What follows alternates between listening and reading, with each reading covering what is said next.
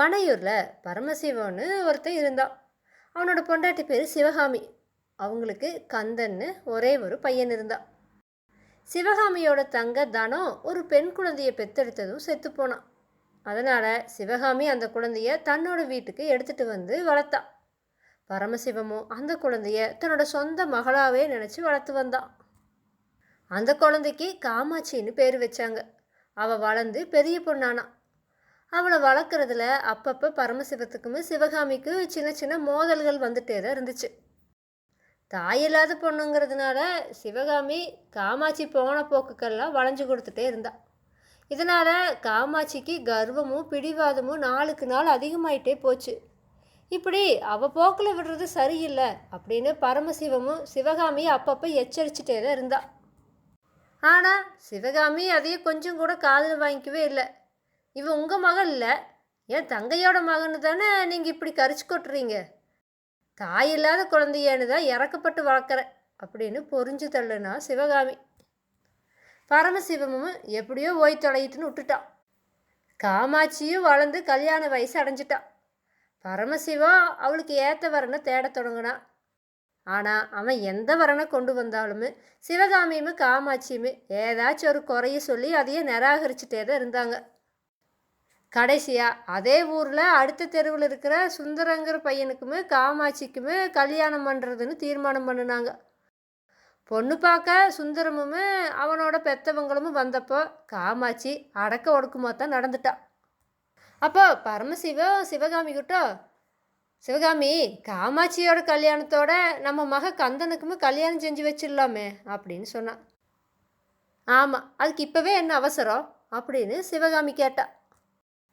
பரமசிவம் அதுக்கு, அட என்ற நண்பன் நாராயண அவனோட மகளை நம்மளோட கந்தனுக்கு கொடுக்கறதா சொல்லறா.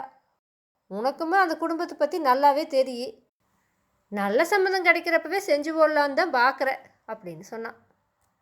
சிவகாமி அதுக்கு, நாராயணனோட தங்கச்சி மகன் இருக்கிறான்ல்லோ, முறை பையனுக்கு ஏன் அவன் கட்டி கொடுக்கல?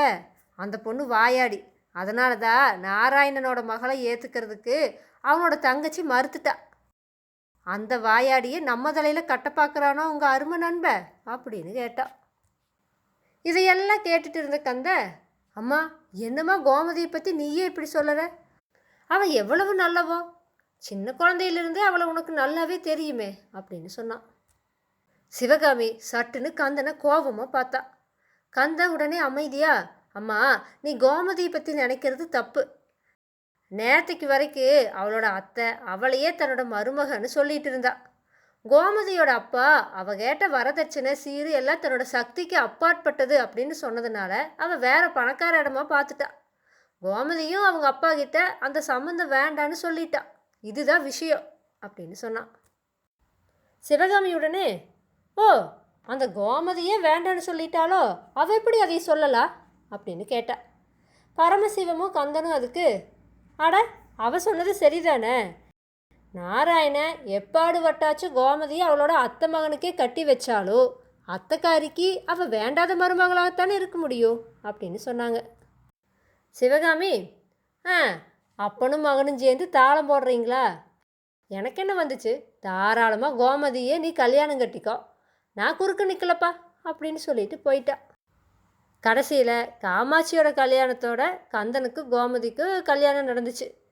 காமாட்சி அவளோட புருஷன் வீட்டுக்கு போனதுமே கோமதியும் கந்தனோட வீட்டுக்கு வந்தா.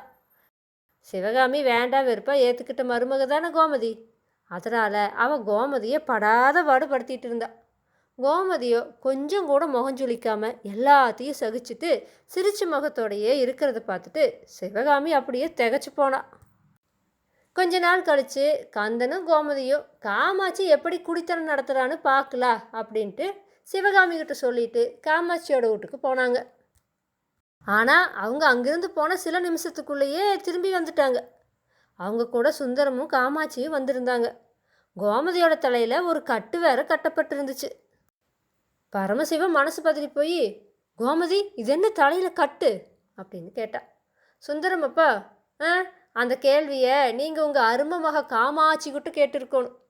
இவன்னு பொண்ணா, பிசாசு பேய், இவளை இந்த சிவகாமி அம்மா இப்படி வளர்த்துட்ருக்குறா.